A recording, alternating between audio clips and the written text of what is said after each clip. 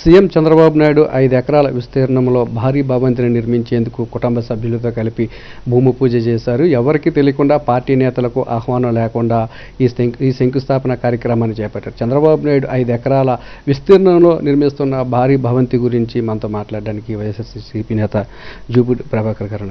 Sir చెప్పండి sir, 3 పంటలు పండే భూమిని రైతులు రాజధాని కోసం ఇస్తే చంద్రబాబు నాయుడు 5 ఎకరాల విస్తీర్ణంలో భారీ భవంతిని నిర్మిస్తున్నారు. దీన్ని ఏ విధంగా చూస్తారు? అంటే దానికన్నా ముందు ఈరోజు వచ్చినటువంటి ఒక ఇన్ఫర్మేషన్ ఏంటంటే, ఇంకొక 44,000 ఎకరాల భూమిని సేకరించడానికి ఆ ప్రాంతంలో ఒక 4-5 మండలాల్లో ఎంక్వైరీ చేసుకొని, అంటే ఇప్పుడు ఒక 44,000 ఎకరాలు, అంతకుముందు ఒక 54,000 ఎకరాలు, మొత్తం కలిపితే దాదాపు 1,00,000 ఎకరాల భూమిని రాజధాని పేరుతోటి అతను సేకరించి పెట్టుకుంటున్నాడు. అంటే 1,00,000 ఎకరాల మధ్యలో 5 ఎకరాల స్థలం తను కొనుక్కున్నట్టుగా కొనుక్కొని 5 ఎకరాల స్థలంలో చుట్టూరు 1,00,000 ఎకరాలు. అంటే ఇదంతా నాది, ఇటు తిరిగితే నాది, నేనే చేశాను, ఇటు తిరిగితే మొత్తం. అంటే ఒక భూబకాసురుడికి ఉండే ఒక లక్షణం ఏదైతే ఉందో, అమరావతి రాజధాని అనే పేరు మీద గతంలో 2014-19లో ఒక నాటకం, ఇప్పుడు గెలిచిన వెంటనే ఇంకొక నాటకం. అంటే ఈ భూమిని మొత్తాన్ని చంద్రబాబు నాయుడు గారు సరే తను 5 ఎకరాల్లో కట్టుకుంటాడా, 10 ఎకరాల్లో కట్టుకుంటాడా, కట్టుకోనివ్వండి, స్విమ్మింగ్ పూల్ అన్నీ ఉంటాయేమో. కానీ జగన్మోహన్ రెడ్డి గారు 2019-24 మధ్యలో అదే అమరావతిలో కొన్ని వేల మందికి ఇళ్ల స్థలాలు ఇచ్చారు. ఆ ఇళ్ల స్థలాలన్నీ కూడా పెరికేశారు, సరిహద్దులు పెరికేశారు. ఇల్లు కట్టుకోవడానికి వీలు లేదు, ఇళ్ల స్థలాలు కూడా ఇచ్చేది లేదు పొమ్మన్నారు.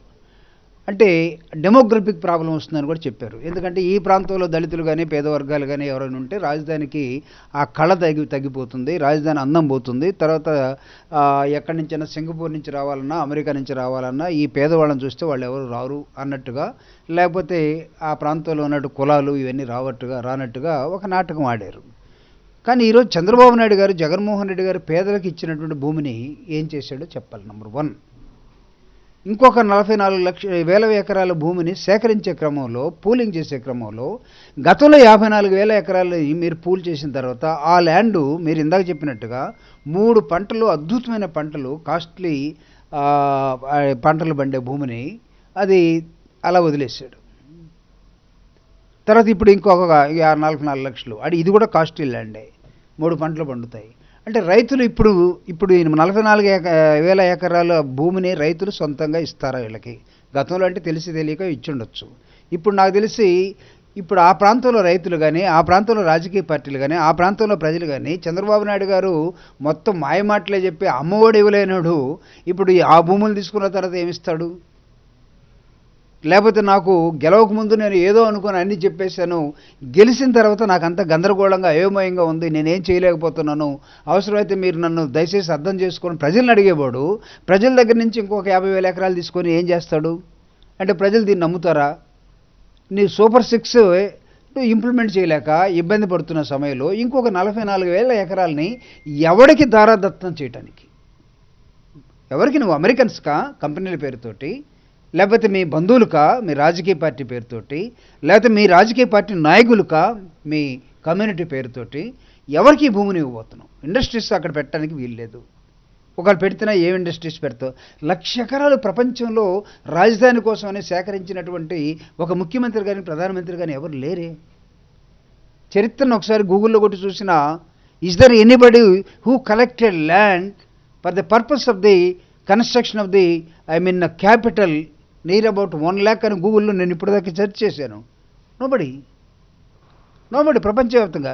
ఇంతకుముందు బాబర్, అక్బరు, జహంగీరు వీళ్ళందరికీ ఏమన్నా కొంత భూమి మీద ఆశ ఉండేదేమో. సత్యం రామలింగరాజు పాపం అతను కూడా సత్యం కంప్యూటర్స్ అన్నీ కూడా ముంచేసి అతను ఇదిగో ఇదంతా చూస్తే నాదన్నట్టుగా చూసి డైవర్ట్ చేసుకొని జైలుకి వెళ్ళాడు. ఇప్పుడు చంద్రబాబు నాయుడు గారు 1,00,000 ఎకరాలు కలెక్ట్ చేసే సమయంలో ఈ 1,00,000 ఎకరాలు ఎవరికిస్తాడు? దీని మీద ఒక డిబేట్ జరగాలి. ఆంధ్రప్రదేశ్లో ఉన్న, లేకపోతే తెలుగు రాష్ట్రాల్లో ఉన్నటువంటి ఎవరైతే ఇంటలెక్చువల్స్ అనుకుంటారో, లేకపోతే ప్రజా ఉద్యమాలని ఇప్పటిదాకా నిర్మించి ప్రజల హక్కుల కోసం మాట్లాడతారో, రైతుల కోసం మాట్లాడతారో, లేకపోతే రాజధానుల కోసం మాట్లాడతారో, వీళ్ళందరూ దీని మీద చర్చ జరగాలని వైఎస్ఆర్ కాంగ్రెస్ పార్టీ ఖచ్చితంగా కోరుకుంటుంది. ఇది పేదల దగ్గర నుంచి భూములు తీసేసుకొని నీ ఇష్టం వచ్చినట్టుగా రేపో మాపో ఎలక్షన్ పెడితే ఓడిపోవడానికి సిద్ధంగా ఉన్నటువంటి గ్రౌండ్ తయారైంది. ఇప్పుడు 8 నెలలకే వైఎస్ఆర్ కాంగ్రెస్ పార్టీ మళ్ళీ జగన్ వస్తే బాగుండు, పాపం జగన్ అబద్ధం చెప్పలేక ఓడిపోయాడు, ఇక్కడ ఆశపడి మేమేదో ఆ బిడ్డకు ఓటేయకుండా ఉన్నామని గ్రామాన తిరిగితే ఇదిగో ఇప్పుడు నేను తిరిగి వస్తున్నటువంటి విశాఖపట్నం ఈ ప్రాంతంలో ఇందాక మనం ఏ ఊరిలో జుత్తాడ అనే ఒక విలేజ్, మారుమూల ప్రాంతం. మన అతను ఎమ్మెల్యే పేరు పెందుర్తి నియోజకవర్గంలో ఆ జుత్తాడకు పోయిన తర్వాత చూస్తే అక్కడ అంతా కూడా అడవి ప్రాంతం, ప్రజలు కూడా అంత ఇదిగా లేరు, విశాఖపట్నం దగ్గర ఉన్న అమాయక ప్రజల్లాగా కనబడుతూ ఉన్నారు.